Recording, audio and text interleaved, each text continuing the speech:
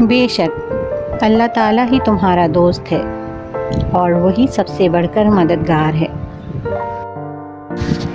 اسلام کی خوبصورتی اس سے بڑھ کر اور کیا ہوگی کہ جو دعا آپ دوسروں کو دیتے ہیں وہ سب سے پہلے آپ کے حق میں قبول ہوتی ہے۔ آزمائش تو انہی کے لیے ہوتی ہے جنہیں اللہ چاہتا ہے، اور صبر وہی کرتے ہیں جو اللہ کو چاہتے ہیں۔ جب کوئی امید نہ ہو تب زیادہ یقین سے مانگو، کیونکہ معجزے رب کی شان ہیں۔ جو کسی کا برا نہیں چاہتے ان کے ساتھ کوئی برا نہیں کر سکتا، یہ میرے رب کا وعدہ ہے۔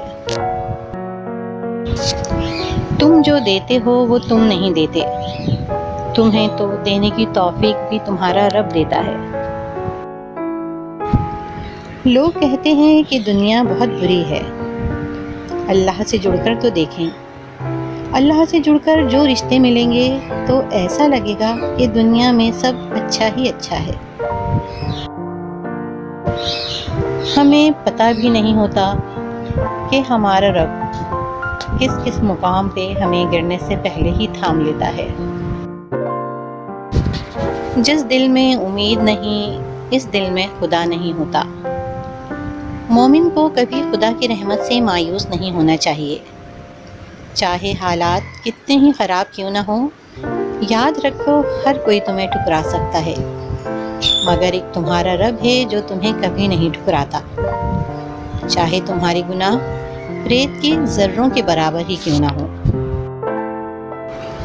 اکثر اوقات اللہ تعالیٰ آپ سے آپ کی پسندیدہ چیزیں یا شخصیات اس لیے دور کر دیتا ہے تاکہ صرف آپ اور اللہ تعالیٰ رہ جائیں۔ سر جھکانے کی خوبصورتی بھی کمال کی ہوتی ہے۔ سجدے زمین پر کرو تو دعائیں آسمان پر قبول ہوتی ہیں۔ میرے دل کے اطمینان کے لیے اتنا ہی کافی ہے کہ جو کچھ ہوتا ہے اللہ تعالیٰ کی رضا سے ہوتا ہے، بندوں کی رضا سے نہیں۔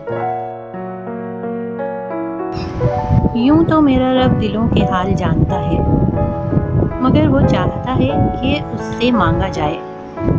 یہ میرے رب کی شان ہے، کیونکہ وہ بادشاہ ہے۔